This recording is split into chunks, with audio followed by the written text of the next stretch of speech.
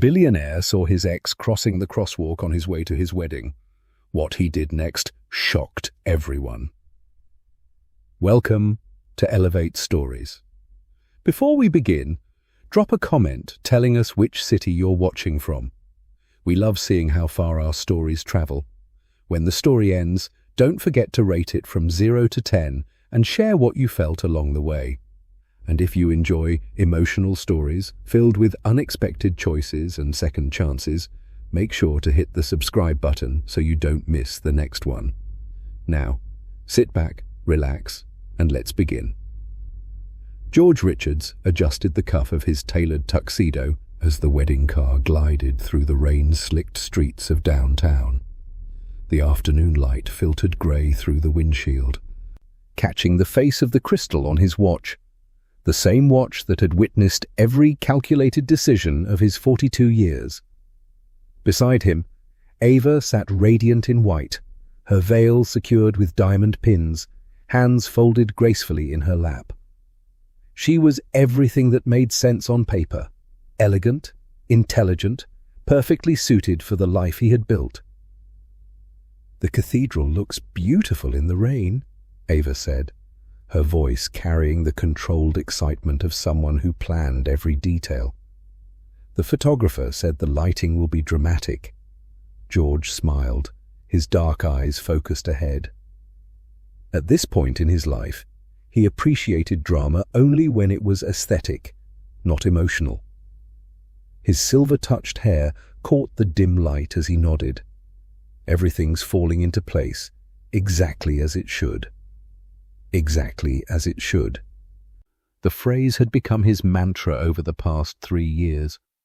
After the chaos of his previous relationship, the one that had demanded too much, expected too much, felt too much, George had reconstructed his life with precision.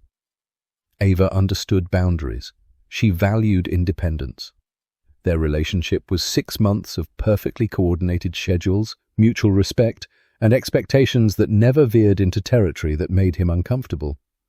"I still can't believe we pulled this together in 6 months," Ava continued, checking her reflection in the visor mirror. "Most couples take a year." "When you know what you want, there's no reason to wait," George replied, meaning it. He had learned that certainty was a currency more valuable than emotion. Passion faded. Compatibility endured. This marriage was about building a partnership, not chasing feelings that inevitably complicated everything. The driver eased the car to a stop as the traffic light ahead burned red against the grey sky. George's phone buzzed with congratulatory messages from business associates, but he silenced it. Today was about executing the plan. Ceremony at 3, reception by 5, honeymoon departure at 8. Everything scheduled, everything controlled. Then he looked up. A woman was crossing the street, moving through the afternoon rain with quiet purpose. Her camel-colored coat was buttoned high against the cold, and her dark hair— no, wait, it caught the light differently now, warmer, more auburn than he remembered, fell in soft waves past her shoulders. She moved with the same deliberate grace he had once known intimately, each step measured, eyes forward. George's breath stopped. Nancy Chappelle. The name detonated in his chest like a memory that refused to stay buried. 3 years dissolved in an instant. The carefully constructed walls he had built around that chapter of his life crumbled as if they had never existed. His hand tightened involuntarily on his knee. Nancy paused mid-crosswalk, adjusting something. Her bag, her coat, the gesture so familiar it physically hurt. She seemed thinner, or perhaps just different, shaped by years he hadn't witnessed. There was something in her posture that he couldn't quite name. Weariness, maybe, or wisdom, or simply the weight of time that changes people when you're not there to notice it happening gradually. Their eyes met through the rain-streaked glass. Recognition flickered across her face, brief, sharp, undeniable, not surprise, not anger. Something quieter and infinitely more devastating. Acknowledgement that some roads, once walked away from, can never be retraced. The driver cleared his throat. "Sir, the lights changed." George blinked, realizing cars behind them were waiting. Nancy had already reached the opposite sidewalk, disappearing into the flow of pedestrians. But the image had burned itself into his retinas. The curve of her neck, the way she held her shoulders, the specific shade of vulnerability and strength that had always existed in her simultaneously. "George!" Ava's voice seemed to come from a great distance. "Are you all right? You look like you've just seen—" She paused, studying his face with the perceptiveness that had first attracted him to her. "Do you know that woman?" The question landed heavier than it should have. George forced his hands to relax and his breathing to steady. "Just thinking about the ceremony," he said, the lie tasting like ash. "Making sure we haven't forgotten anything." But he wasn't thinking about the ceremony. He was thinking about the last conversation he'd had with Nancy 3 years ago in his penthouse apartment, when she had quietly told him she couldn't keep waiting for him to want the same future she did. He had been honest, brutally, necessarily honest, about his inability to give her the domesticity, the emotional availability, the partnership she deserved. The breakup had been civilized, mature. 2 adults acknowledging incompatibility without drama or blame. So why did seeing her for 30 seconds make his entire carefully planned life feel like an elaborately staged performance? The car pulled forward, merging back into traffic. George caught himself glancing in the side mirror, searching for another glimpse of that camel coat, that purposeful walk. But Nancy was gone, dissolved back into the city that had continued spinning whether or not he was present for it. Ava reached over, touching his hand with manicured fingers. "You seem distant. Wedding day nerves?" "Something like that," George managed. But it wasn't nerves. It was the sudden, terrifying suspicion that the life he had spent 3 years perfecting, controlled, predictable, emotionally economical, might actually be the safe choice disguised as the right one. As the cathedral's spires came into view through the rain, one question echoed in his mind with devastating clarity. What if the future I'm driving toward is just an elaborate way of running from the past I never properly faced? What would you have done in George's position? Continued to the wedding as planned, or found a way to speak to the woman who still, after 3 years, could stop your breath with a single glance? Nancy Chappelle had not always been the woman who could cross a street and shatter a man's certainty with nothing but her presence. 3 years ago, she had been someone different entirely. Someone who believed love meant waiting, compromise meant sacrifice, and patience was the same as strength. She had met George Richards 7 years earlier, long before the fortune had calcified into the armor he now wore. Back then, he was 35 and hungry in a way that had nothing to do with money and everything to do with proving something to himself. He worked 16-hour days at a struggling renewable energy startup, living in a cramped apartment where the heating only worked intermittently and ambition was the only luxury he could afford. Nancy had been 28, working as a project coordinator at the same building where George's company rented cheap office space. She had noticed him first, not because of his appearance, though he was handsome in an unpolished way, but because of the intensity with which he approached everything. He drank his coffee like it was fuel, not pleasure. He walked like someone perpetually late for the next crucial thing. Their first conversation had happened in the building's broken elevator, trapped between floors for 40 minutes. "I have a meeting," George had said, pacing the small space like a caged animal. "We all have somewhere to be," Nancy had replied calmly, sitting on the floor with her back against the wall. "But panicking won't fix the elevator." He had stared at her, as if the concept of accepting circumstances beyond his control was entirely foreign. Then, slowly, he had sat down beside her. "Tell me something that has nothing to do with work," Nancy had said. George had looked genuinely confused. Like what? Anything. A memory. A dream. Something that matters to you that isn't about achievement. It had taken him 10 minutes to answer. When he finally did, he told her about his grandfather's workshop, a place where time moved differently, where building things with your hands was its own reward. It was the most honest thing he would say to her for months. They had dated for 4 years.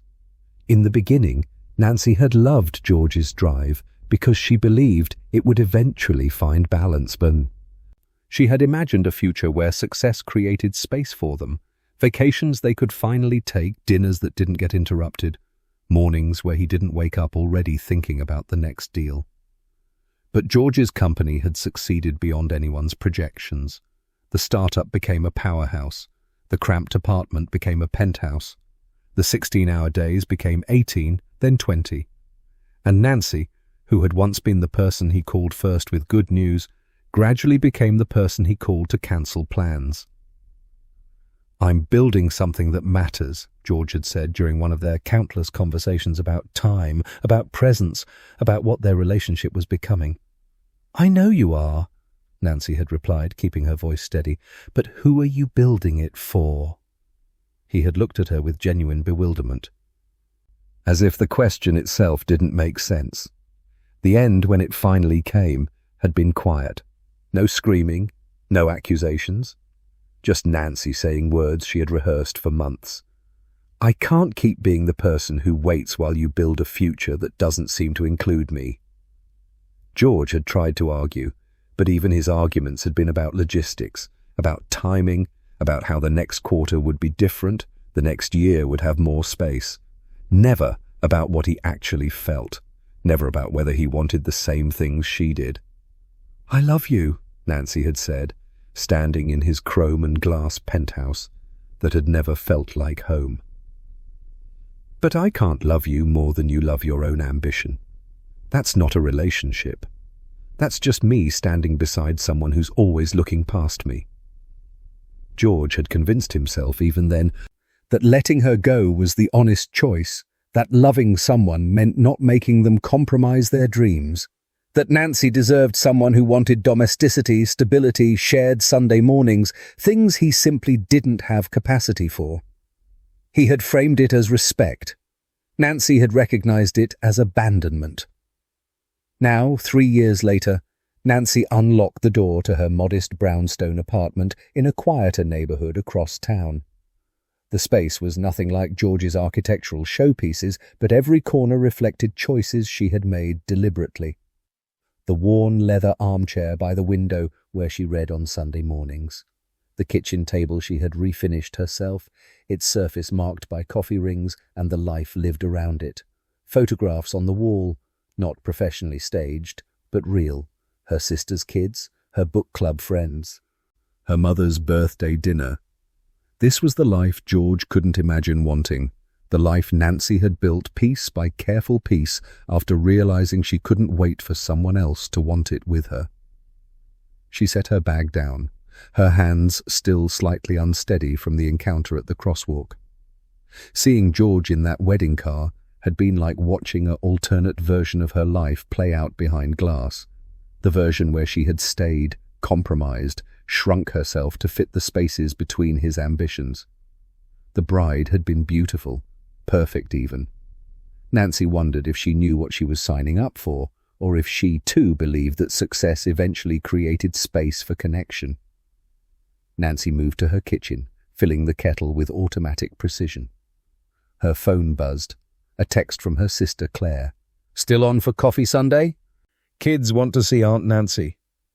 She smiled, typing back, "Wouldn't miss it." This was enough. It had to be enough. The life she had built wasn't dramatic or enviable or worthy of magazine features, but it was hers. Built on her own terms, answerable to her own values, filled with people who showed up not when it was convenient, but when it mattered. But standing in her kitchen, watching rain streak down the window, Nancy couldn't quite silence the small, traitorous part of her heart that had jolted when their eyes met through the glass. She had spent 3 years convincing herself she was over George Richards. 3 years building a life that proved she didn't need him. 3 years certain that seeing him again would confirm she had made the right choice. So why did her chest feel hollow? Why did she keep seeing the look on his face, that moment of recognition that seemed almost like grief? Nancy closed her eyes, forcing herself to breathe steadily. She had chosen self-respect over waiting. She had chosen her own worth over someone else's, maybe someday. Those choices had been right then, and they were right now, weren't they? The kettle began to whistle, but Nancy didn't move. She stood frozen in her kitchen, rain falling outside, a wedding happening somewhere across town, and a question she had buried 3 years ago rising up like a tide she couldn't hold back. What if he's different now? What if seeing me made him realize what he lost? She shook her head sharply. That kind of thinking was dangerous. That was how you ended up right back where you started, waiting, hoping, compromising yourself into smaller and smaller spaces. But her phone was in her hand before she could stop herself. Not to call him, not to reach out, just to look at the one photograph she had kept, buried in a hidden folder she pretended she never opened. George at 36, laughing at something she had said, his face unguarded in a way she rarely saw. Before the billions, before the armor, before he had learned to treat love like a liability instead of a gift. Nancy's finger hovered over the delete button. She had almost pressed it when her doorbell rang. Her heart stuttered. Impossible. It couldn't be. George was getting married. He was at his wedding. He was... Nancy moved to the door, her breath shallow, her hands trembling. She looked through the peephole. A delivery driver stood on her steps, holding a package. Nancy released a breath that was equal parts relief and something she refused to name as disappointment. She opened the door, accepted the package with a polite smile, and closed the door again. Standing in her entryway, holding a box she didn't remember ordering, Nancy finally let herself acknowledge the truth she had been avoiding. Seeing George again hadn't brought closure. It had reopened every question she thought she had answered. And somewhere across town, a man in a tuxedo was about to marry someone else, while Nancy stood alone in her carefully constructed life, wondering if the right choice and the honest choice were always the same thing. Ava Wells had not built a career in corporate law by missing the details other people overlooked. She noticed when witnesses hesitated before answering. She recognized when confidence was performance rather than conviction, and she absolutely knew when the man sitting beside her in a wedding car was lying about, just thinking about the ceremony. George's hands had tightened on his knee the moment that woman appeared in the crosswalk. His breathing had changed, not dramatically, but enough. And when Ava had asked if he knew her, there had been a half-second pause before his deflection, a half-second that contained volumes. Ava studied her reflection in the visor mirror, not because she was concerned about her appearance, but because it gave her something to focus on, besides the growing certainty that her wedding day was about to become something else entirely. She had met George Richards 14 months ago at a renewable energy conference in Boston. Ava had been there representing a client. George had been the keynote speaker. His presentation had been impressive, confident, data-driven, visionary. Afterward, at the networking reception, he had approached her with a directness she appreciated. "You asked the only question in that Q&A that actually mattered," he had said, referring to her inquiry about long-term sustainability versus short-term profit margins. "I prefer substance over flattery," Ava had replied. George had smiled. "So do I. Would you like to have dinner and discuss why most people prefer neither?" That had been the beginning. 6 weeks of long-distance calls, 3 months of weekend visits. By month 6, they were discussing merger, not of companies, but of lives. It had all made perfect sense on paper. Complementary careers, aligned values regarding independence and ambition, mutual respect for boundaries and personal space. Ava's friends had called it unromantic. Her mother had worried it was too sensible. But Ava had learned through one spectacularly failed engagement in her 20s that passion without compatibility was just an elaborate form of self-destruction. George offered something better: partnership without neediness, commitment without suffocation, love that didn't demand she sacrifice her career or identity. Or so she had believed. The wedding car was approaching the cathedral now, its Gothic spires rising against the grey sky. Guests would be seated. Her parents would be in the front row, her father probably checking his watch, her mother dabbing tears she'd been saving for weeks. Everything orchestrated, everything planned. Everything except the way George was staring out the window as if he'd forgotten she existed. "Pull over," Ava said suddenly. The driver glanced in the rearview mirror. "Ma'am, we're almost—" "Pull over, now!" George turned to her, confusion breaking through whatever trance he'd been in. "Ava, what are you— Who was she?" Ava's voice was calm, but her grey eyes were sharp as surgical steel. "And don't insult me by pretending you don't know who I'm talking about." The car pulled to the curb, still 2 blocks from the cathedral. Rain drummed against the roof, creating a cocoon of sound that felt both intimate and suffocating. George opened his mouth, closed it, then tried again. "It's not—" "I'm going to ask you once," Ava interrupted, her lawyer's precision cutting through his hesitation. "Who was that woman? And why did seeing her make you forget you were on your way to marry me?" The silence that followed was answer enough. Ava felt something crack in her chest. Not her heart exactly, but something closer to her certainty about what she was doing and why.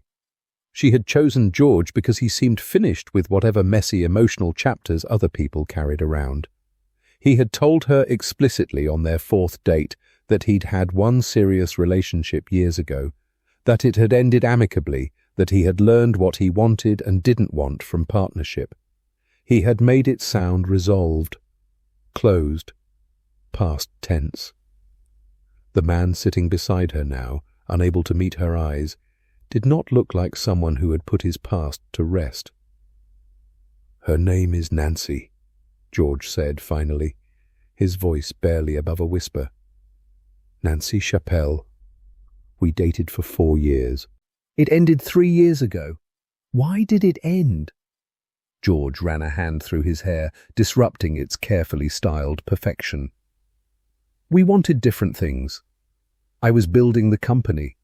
She wanted more time, more presence, more domesticity than I could give her."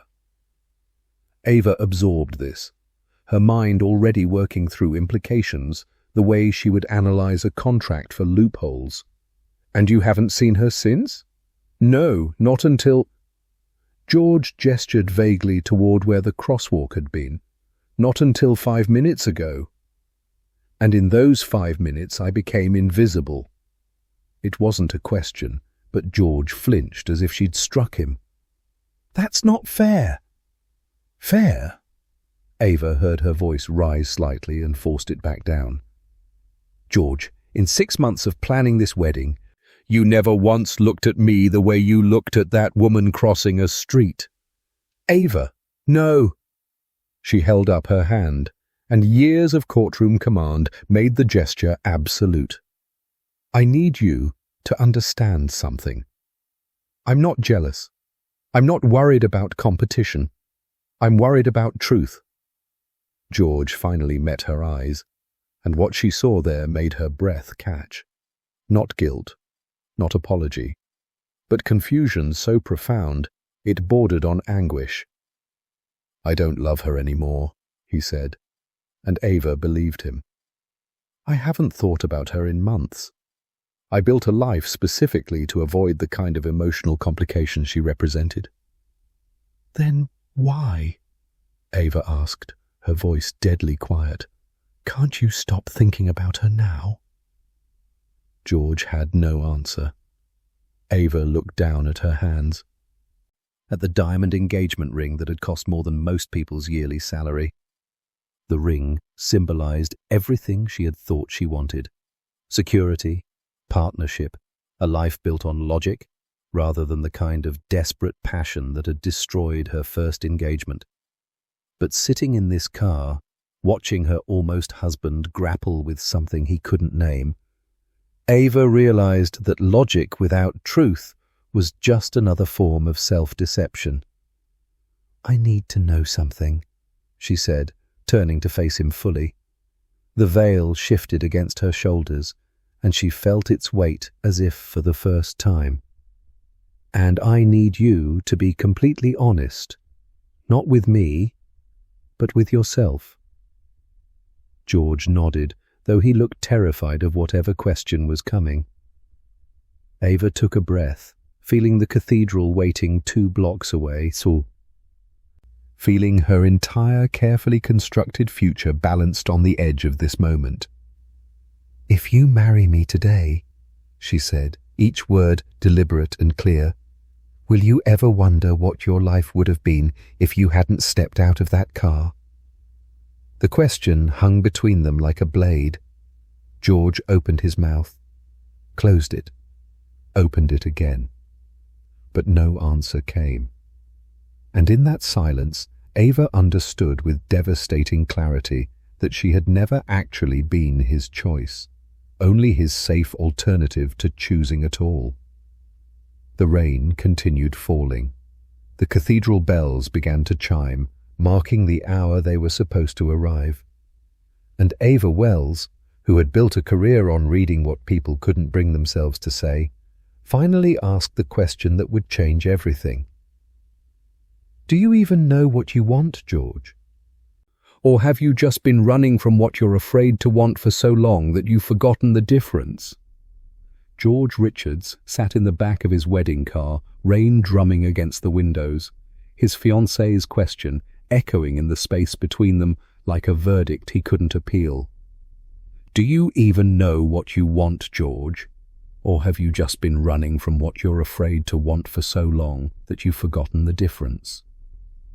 For 3 years, he had convinced himself that certainty was the same as rightness, that building a life of control and predictability meant he had chosen wisely, that walking away from Nancy had been the mature decision, the honest one.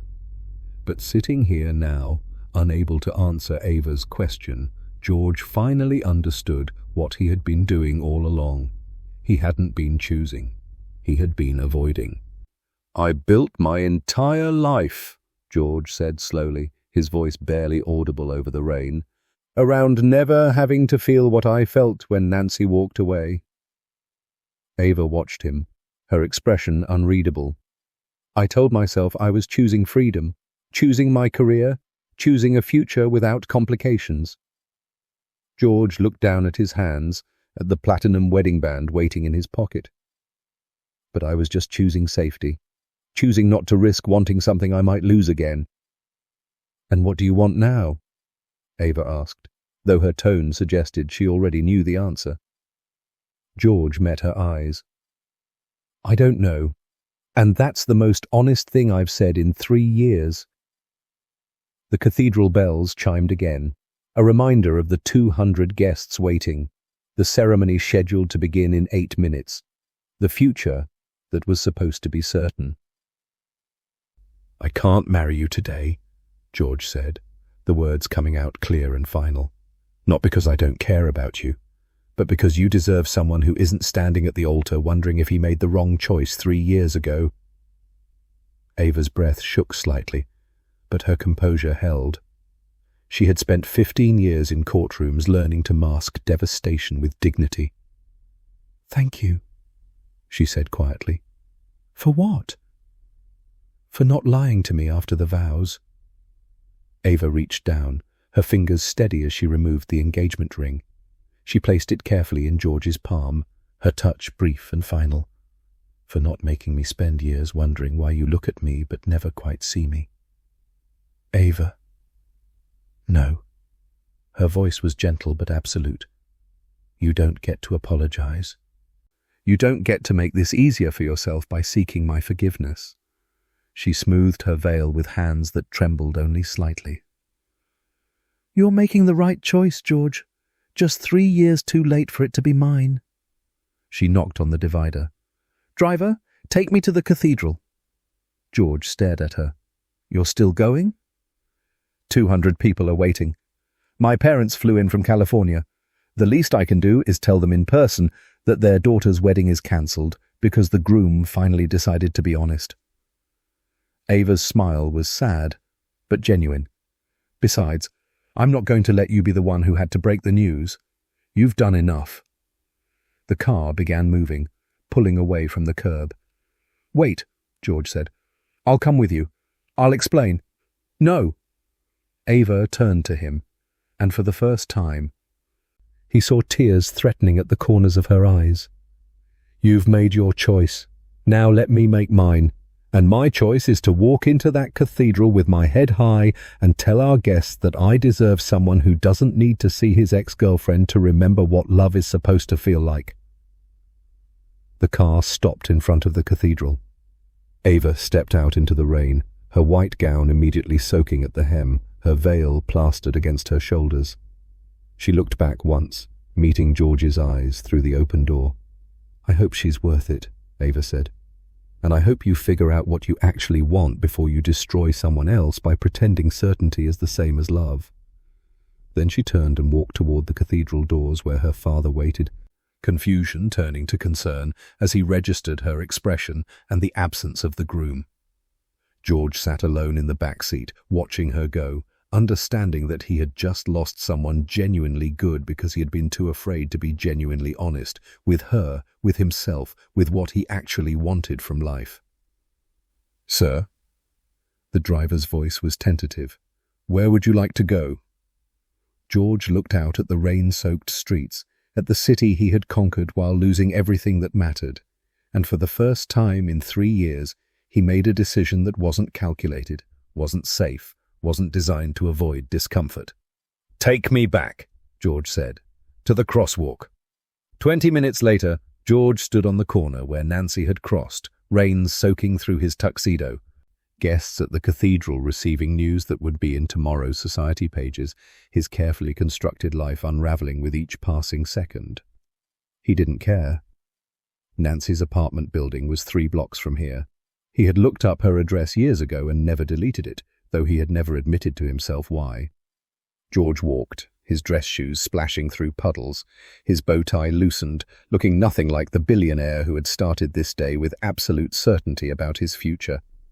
Her building was modest but well maintained, the kind of place where people actually lived rather than invested. George stood outside for 5 minutes, his finger hovering over her buzzer, before finally pressing it. Static crackled. Then, "Hello?" Nancy's voice so familiar it hurt. "It's George." Silence stretched so long he thought she had hung up. "I know I have no right to be here, but I need to tell you something, and I need to say it to your face." More silence. Then the door buzzed open. George climbed 3 flights of stairs, his heart pounding harder than it had during any business negotiation. Nancy stood in her doorway, still wearing the camel coat from earlier, her expression guarded but not hostile. "I called off the wedding," George said without preamble. Nancy's eyes widened slightly. "George?"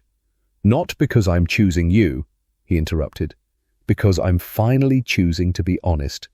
And the honest truth is that seeing you today made me realize I've spent 3 years building a life that looks impressive but feels empty."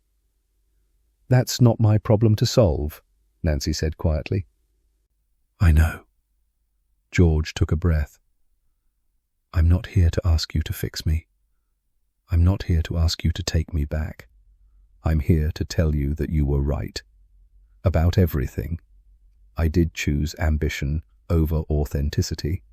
I did treat love like a liability, and I convinced myself that was wisdom when it was just cowardice." Nancy leaned against the doorframe, studying him with the same careful attention she had always given to things that mattered. "What do you want from me, George?"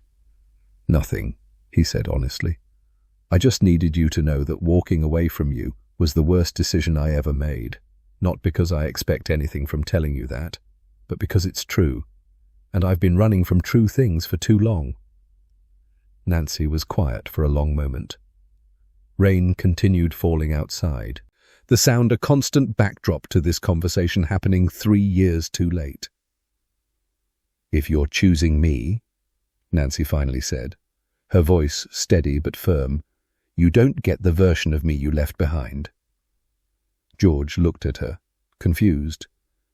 "I'm not the woman who waited," Nancy continued. "I'm not the person who made myself smaller so your dreams could be bigger. I built a life, George, a real one, and I won't tear it down just because you finally realized what you lost." The words landed like stones in still water, creating ripples George hadn't anticipated. "I'm not asking you to," George said. "I'm just asking, can I try to become someone worth knowing? Not the person I was, someone different, someone honest."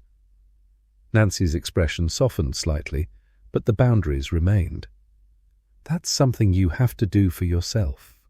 Not for me. Not to win me back. For you." She stepped back into her apartment, her hand on the door. "If you figure out who that person is," Nancy said, "maybe we can talk. But George, don't come back until you're sure. I won't survive being your maybe someday twice." The door closed quietly, definitively, and George Richards stood in a hallway that smelled of old wood and other people's cooking, his tuxedo ruined, his wedding cancelled, his future completely uncertain. For the first time in his adult life, he had no plan. Only a truth he could no longer run from. The life he thought he wanted had never been the life he needed, and becoming the man who deserved Nancy's trust would require more courage than building an empire ever had. The headlines hit before George made it back to his penthouse. "Tech billionaire abandons bride at altar" blazed across 3 major news sites by evening. By morning, the story had metastasized into something barely recognizable: speculation about affairs, financial troubles, cold feet, mental breakdown. His phone exploded with calls from board members, investors, publicists trying to manage a crisis that couldn't be managed because it wasn't actually a crisis. It was just the truth, messy and public. George ignored all of it.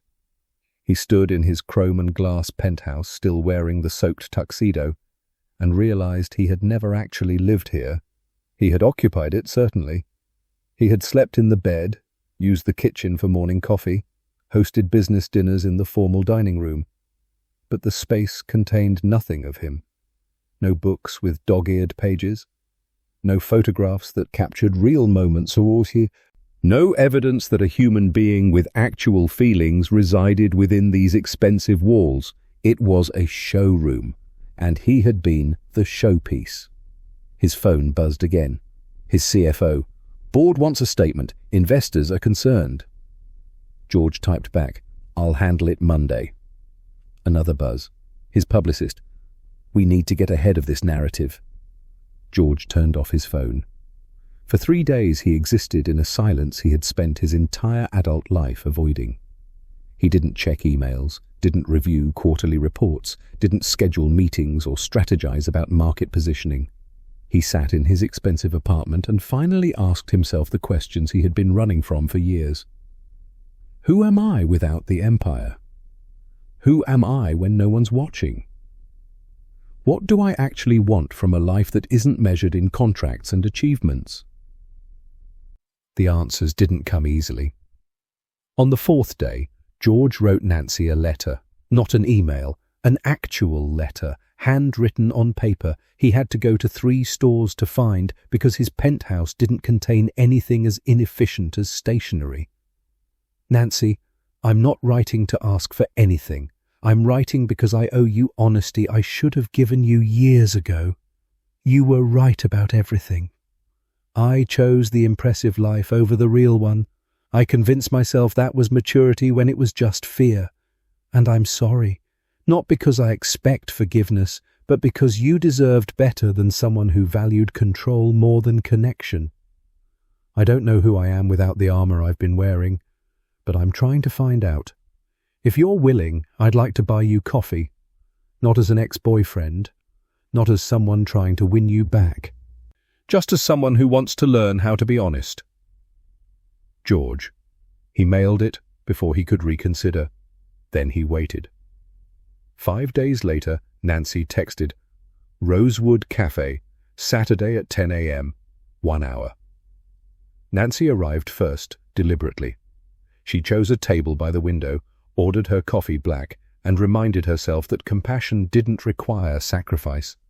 She could care about George's journey without becoming responsible for it. When he walked in, Nancy almost didn't recognize him. The tailored armor was gone, replaced by jeans and a simple sweater. His hair was unstyled. He looked tired, uncertain, and more real than she had seen him in years. "Thank you for coming," George said, sitting across from her, without the commanding presence that used to fill every room he entered. 1 hour, Nancy reminded him. 1 hour, he agreed. They sat in silence for a moment, the weight of 3 years and everything unsaid pressing between them. "I read about the wedding," Nancy said finally. "The media made you sound unhinged." "The media made it sound dramatic," George corrected. "It was just honest. Probably the first honest thing I've done in years." "And how does that feel?" George considered the question seriously. "Terrifying. Liberating. Like I jumped off a cliff and I'm still not sure if there's water at the bottom or just rocks." Nancy sipped her coffee, studying him.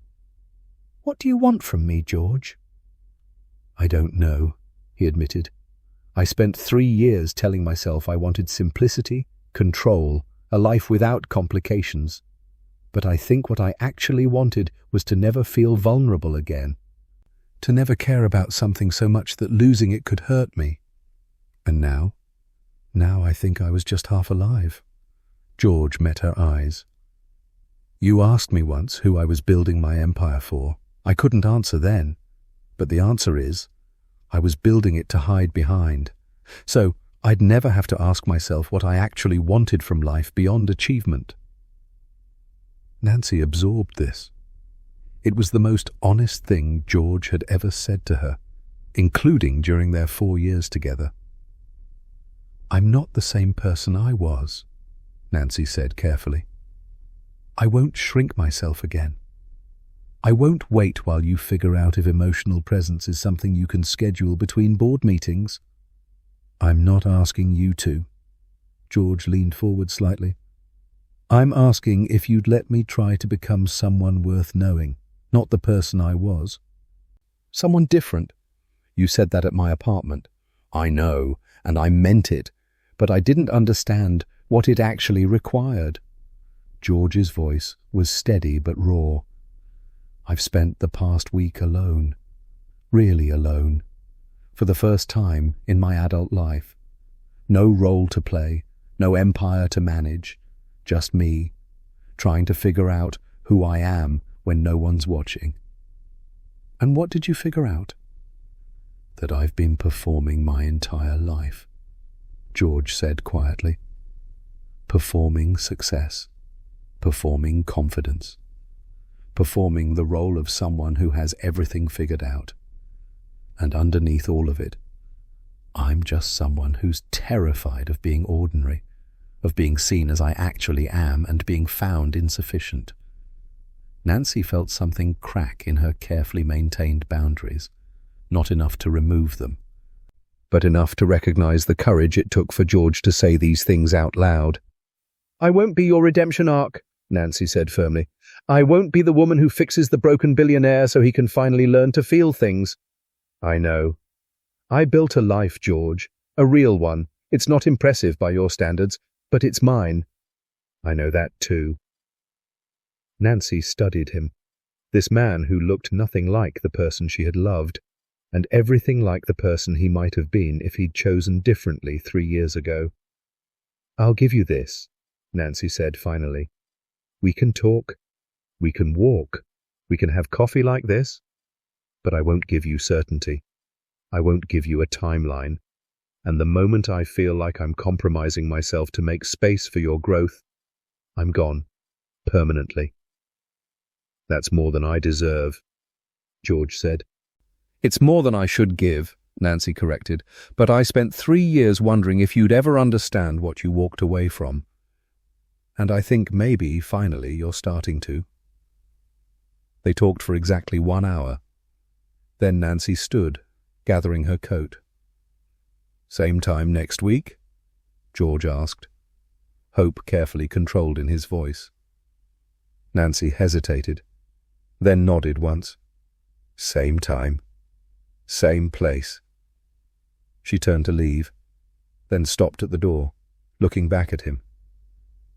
"George, there's something I never told you about why I left." He looked up, his expression open in a way she'd never seen. "I wasn't just leaving because you wouldn't make time for me," Nancy said, her voice quiet but steady. "I was leaving because I was starting to disappear. Every compromise, every cancelled plan, every time I made myself smaller so you could be bigger, I could feel myself fading.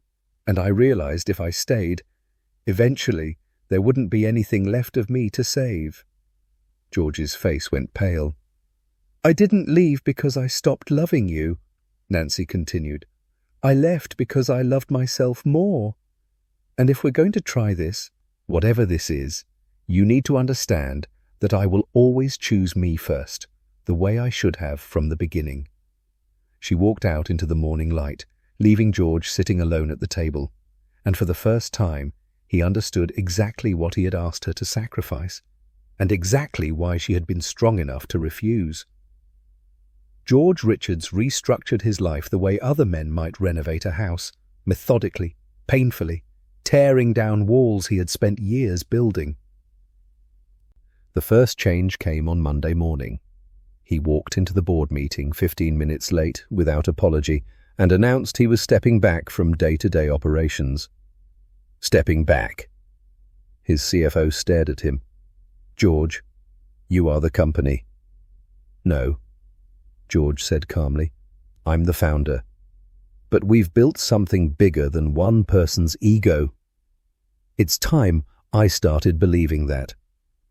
He promoted his COO to CEO, restructured his role to strategic oversight only, and set boundaries that would have been unthinkable a month ago. No calls after 6 p.m., no working weekends, no meetings before 9 a.m. His leadership team looked at him like he'd announced plans to join a monastery. "Is this about the wedding?" his publicist asked carefully. "This is about the fact that I built an empire and forgot to build a life," George replied. "And I'm 42 years old. If I don't figure out who I am beyond this company, I'll wake up at 60 and realize I spent my entire existence being impressive to strangers while being empty to myself." The media, predictably, spun it as a breakdown. "Billionaire steps down after wedding fiasco" ran in 3 business journals. George's phone filled with concerned messages from investors, rivals offering to buy him out, former colleagues wondering if he'd lost his mind. He ignored all of it. Instead, George did something he hadn't done in 15 years. He went to therapy. Dr. Patricia Morrison's office was in a converted brownstone, nothing like the sleek corporate wellness centers George had assumed therapy happened in. She was 60, unimpressed by wealth, and had a waiting list that normally took 6 months to navigate. George had called in a favor from a friend. "Let me be clear," Dr. Morrison said during their first session. "Money doesn't buy you shortcuts here. You want to do this work, you show up consistently. You do the assignments, you get uncomfortable, or you leave and stop wasting both our time." George had nodded, swallowed his pride, and showed up every Tuesday at 4 p.m. for the next 8 weeks. The second Saturday coffee with Nancy was different from the first. George arrived exactly on time, not early to demonstrate eagerness, not late to perform nonchalance. Just on time, holding 2 coffees, because he'd remembered how Nancy took hers and had texted to confirm he'd remembered correctly. "Oat milk, no sugar," he said, setting it in front of her. Nancy raised an eyebrow. "You texted to verify?" "I did." "Because assuming I remembered after 3 years would be presumptuous." Something shifted in Nancy's expression, not softening exactly, but acknowledgement that he was trying. They walked through the park near her apartment, the autumn air carrying the scent of turning leaves. George didn't fill the silence with talk about his work, didn't perform stories designed to impress. He just walked beside her, matching her pace, present in a way he'd never managed when they were together. "I started therapy," George said eventually. Nancy glanced at him. "That's good." "It's harder than building a company from scratch," George admitted. "Turns out confronting yourself is more difficult than confronting market competition." "What are you learning?" George considered the question carefully. "That I've been performing my entire life. That I equated being needed with being loved. That I built an empire because it was easier than building intimacy." Nancy was quiet for a moment. "Those are significant realizations." "They don't fix anything, though," George said. "Dr. Morrison keeps reminding me that insight without behavior change is just expensive self-awareness." "Smart woman." "She's terrifying," George said, and Nancy laughed. A real laugh, not the polite sound she'd been offering. George felt the sound settle in his chest like something precious and fragile. They walked 3 miles that morning. George's expensive shoes weren't designed for it, and he didn't complain once. "Week 3, Nancy tested him. "I can't do coffee this Saturday," she said via text. "Something came up." The old George would have offered to reschedule around her, to make it work anyway, to demonstrate that he could accommodate her needs. The new George, guided by 8 weeks of therapy and Dr. Morrison's pointed questions about his patterns, simply wrote back, "No problem, let me know when works for you." Nancy didn't respond for 3 days. When she finally texted, "Next Saturday same time," George understood he'd passed something. Week 5, she cancelled again. This time last minute, 30 minutes before they were supposed to meet. George was already at the cafe. He ordered his coffee, sat by the window, and read the book he'd brought. An actual paper book, something Dr. Morrison had suggested as an exercise in doing things that didn't produce measurable outcomes. After an hour, he went home. He didn't text to ask what happened, didn't express disappointment or frustration. Just went home, made dinner for himself in the kitchen he usually ignored, and watched a movie he'd been meaning to see for years. Nancy texted that evening, "I'm sorry, emergency with my sister's kids." George replied, "Hope everything's okay. Let me know if you need anything. Nothing more. No guilt trip, no demand for explanation, just genuine concern without expectation attached." Nancy stared at her phone for a long time before typing, "Thank you for understanding." Week 8, George showed up to coffee with a confession. "I almost bought you flowers this morning," he said. Nancy's expression became guarded. "But you didn't." "But I didn't," George confirmed, "because Dr. Morrison asked me why I wanted to give them to you, and I realized it was because I wanted to speed this up. I wanted to perform grand gesture so you'd decide faster whether I'm worth the risk." And she pointed out that was still me trying to control the outcome. Still me treating this like a negotiation I could win through the right strategy. George met Nancy's eyes. "So I didn't buy the flowers. I'm just here, showing up. Not because I expect it to lead somewhere specific, but because being honest with you is becoming the most real thing in my life." Nancy was silent for several breaths. "You're different," she said finally. "I'm trying to be." "No," Nancy corrected. You are different. I can see it. The way you listen now, the way you don't fill every silence with performance, the way you let me have space without punishing me for taking it. George felt something loosen in his chest. Does that change anything? Nancy smiled. Sad but genuine. It changes whether I believe you're capable of change. It doesn't change whether I'm ready to trust that change. That's fair. They walked that day for 4 miles, through neighborhoods George had driven past 1,000 times, but never actually seen. Nancy pointed out small things: a community garden she volunteered at, a bookstore that hosted readings, a cafe where her book club met monthly. She was showing him her life, piece by piece, letting him see what she'd built in his absence. George listened, asked questions, and didn't try to insert himself into any of it. When they parted, Nancy touched his arm briefly. "Same time next week?" "I'll be here," George said. And Nancy believed him. Week 12, Nancy arrived at the cafe with an expression George couldn't read. They ordered coffee, walked to their usual park bench, and sat in silence that felt different from the comfortable quiet they'd developed. "I need to tell you something," Nancy said finally. George's stomach tightened, but he kept his voice steady. "Okay." "I got offered a position," Nancy said. "Director of Community Outreach for a non-profit. It's everything I've been working toward." "That's incredible," George said, meaning it. "You'd be amazing at that." "It's in Portland," Nancy finished. The world seemed to stop.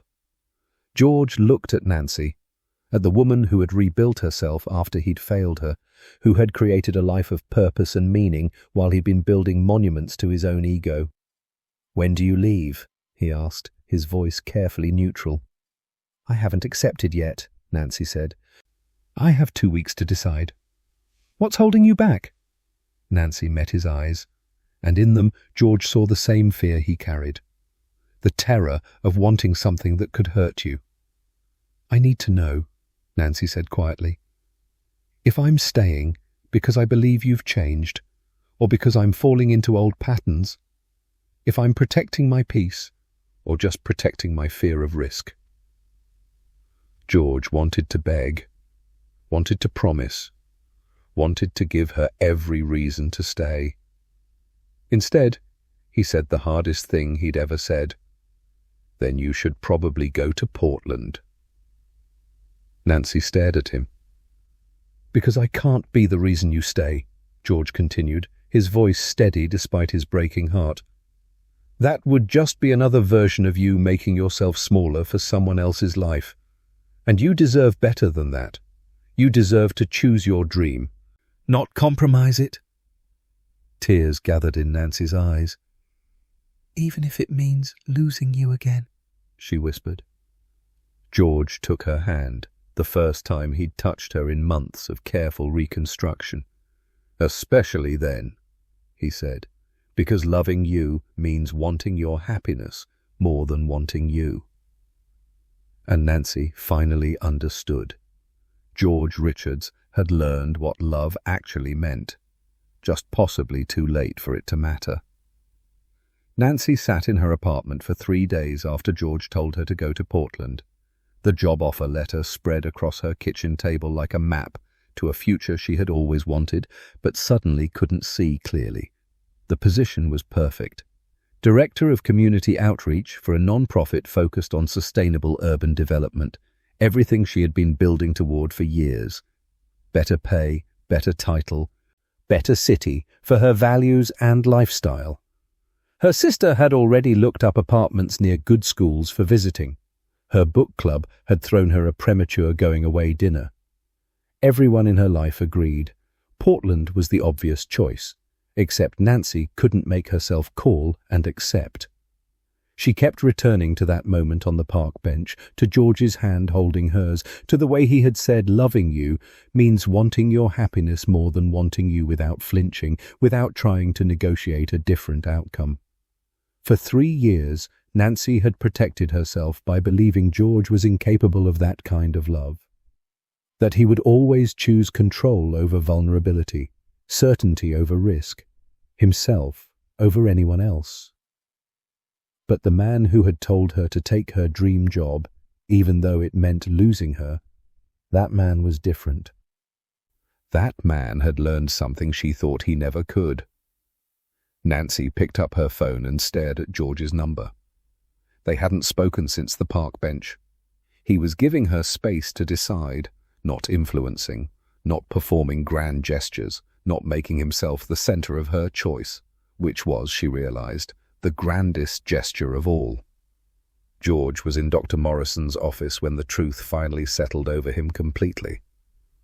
"I love her," he said, the words simple and devastating. "And I have to let her go." Dr. Morrison studied him over her glasses. "That's growth. It feels like dying."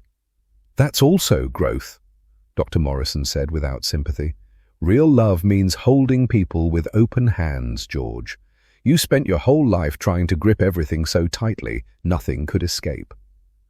Nancy's teaching you that sometimes the most loving thing you can do is release." George laughed, bitter and broken. "So what do I do now?" "You live your life. You continue becoming the person you're learning to be. You let her make her choice without your needs weighing on the scale." Dr. Morrison leaned forward. "And you accept that sometimes you do everything right and still don't get the outcome you want. That's not failure. That's just life." George left therapy and walked through the city he had conquered but never actually lived in. He passed the building where he'd first built his company, the restaurant where he'd proposed to Ava, the street corner where everything had changed. He stopped at the crosswalk where he'd seen Nancy that rainy afternoon. The light was red. Pedestrians crossed, busy with their own lives, unaware they were walking through the geography of someone else's transformation. George stood there, remembering the moment his carefully constructed certainty had shattered, and understood that some things had to break before they could become real. His phone buzzed. "Nancy, can we meet?" George's heart stopped. He typed back with trembling fingers. "When and where?" "Nancy, the crosswalk, where you saw me, tomorrow, 3 p.m. The rain started falling exactly as George arrived at the corner, as if the universe understood this story required specific atmospheric conditions. Nancy was already there, standing on the opposite side of the street, wearing the same camel coat she'd worn 3 months ago when George's life had split into before and after. The light turned red. The crosswalk signal chimed. They walked toward each other, meeting in the middle of the street, rain falling around them as cars waited and strangers watched, and the city held its breath. "I didn't take the job," Nancy said. George's first instinct was relief so profound it almost knocked him over. His second instinct, learned through 12 weeks of therapy and 3 months of becoming someone different, was to ask, "Why not?" "Because I realized something," Nancy said, rain gathering in her hair, running down her face like tears she wasn't crying. "I've spent 3 years building a life that proved I didn't need you. And I don't. I don't need you, George." George nodded, his throat tight, understanding this was the end. "But I want you," Nancy continued, "and I finally understand the difference." George stared at her. "I don't want the version of you I left behind," Nancy said. "I don't want the man who treated love like a liability and partnership like a negotiation, but the man who told me to take my dream job even though it meant losing me. The man who spent 3 months showing up without expecting anything in return. The man who learned that love is about open hands, not tight grips." Nancy stepped closer, close enough that George could see the gold flecks in her eyes that had haunted him for 3 years. "That man," Nancy said, "I want to know. I want to build something with." I want to choose." "You chose me," George said, his voice breaking on the words. "No," Nancy corrected gently. "I chose us, but only because you finally learned to choose yourself first. To become someone real instead of someone impressive." The light changed. Horns honked gently. They were blocking traffic, standing in a crosswalk having the most important conversation of their lives while the city waited. "We should move," George said. "Which direction?" Nancy asked, and it wasn't really about the crosswalk. George held out his hand, not grabbing, not pulling, just offering. "Whichever one we can walk side by side." Nancy took his hand. They crossed the rest of the street together, stepping onto the sidewalk as rain continued falling, and life continued moving, and everything felt simultaneously monumental and perfectly ordinary. "I need you to understand something," Nancy said, as they walked, still holding hands, moving through the city without destination. "This doesn't erase the past. This doesn't mean I've forgiven everything or forgotten what it felt like to disappear into someone else's ambition. I know. I will always choose myself first," Nancy continued. "I will always protect my peace. And the moment I feel like I'm compromising who I am to make space for who you want to be, I'm gone." "I know that too," George said. "And I'm not asking you to compromise. I'm asking if you'll let me walk beside you, not ahead, not behind. Beside." Nancy stopped walking. They were standing outside a small bookstore. Its windows steamed from the warmth inside, the rain creating halos around the streetlights, even though it was only mid-afternoon. "I'm scared," Nancy admitted. "I'm terrified that 3 months of change doesn't erase 3 years of patterns, that you'll slip back into old habits, that I'll wake up one day and realize I'm invisible again." "I'm scared too," George said. "I'm terrified that I'll disappoint you, that I'm not actually capable of being the man you deserve, that loving you will always feel like standing on the edge of losing everything." "So, what do we do with that fear?" George thought about Dr. Morrison, about 12 weeks of uncomfortable truths, about the past 3 months of learning that courage wasn't the absence of fear, but the decision to move forward despite it. "We choose anyway," George said. "We choose honesty over comfort. We choose presence over performance. We choose each other every day, knowing it might not work, but trying anyway, because the alternative, spending the rest of our lives wondering what if, is worse than any risk." Nancy looked at him for a long moment, rain falling, the city moving around them, the future uncertain in a way that used to terrify George, but now felt almost like freedom. "Okay," Nancy said simply. "Okay? Okay, let's try. Let's build something real. Let's walk forward and see what happens when 2 people actually choose each other instead of just falling into convenience or running from fear." George pulled her close, not possessively, not desperately, but with the quiet certainty of someone who finally understood what he was holding. They stood there in the rain, outside a bookstore neither of them had ever entered, in a city that had witnessed their breaking and their rebuilding, and made a choice that wasn't dramatic or cinematic, but was real. To try, to stay, to build something honest, even when honesty was hard. "I love you," George said. The words simpler and more terrifying than any business deal he'd ever negotiated. "I know," Nancy replied. "But George, love isn't enough. It never was. We need consistency. We need courage. We need to keep choosing this even when it's hard." "I know," George said, "and I'm ready to do the work." Nancy smiled, kissed him softly, and they walked forward together, not into a sunset, because it was 3 in the afternoon and raining, but into the ordinary, beautiful, terrifying reality of 2 people deciding to build something real. 6 months later. George stood at another crosswalk on another rainy day, but this time Nancy was beside him, her hand in his, both of them heading to the community garden she volunteered at, where George had started showing up on Saturdays to help without being asked. The light turned green. They crossed together, not because it was romantic, not because it was symbolic, but because it was Tuesday, and they had somewhere to be. And this was what love looked like after the grand gestures faded into daily choice. Some love stories don't begin with fireworks. They begin with courage, honesty, and the decision to finally stop running from the life you're afraid to want.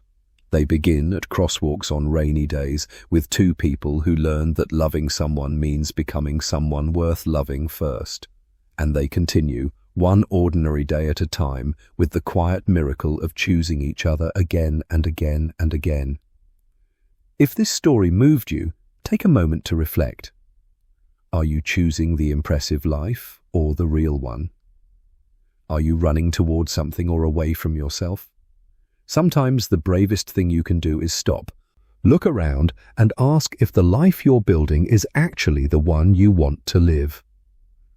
Rate this story from 0 to 10 and share what resonated with you most in the comments below.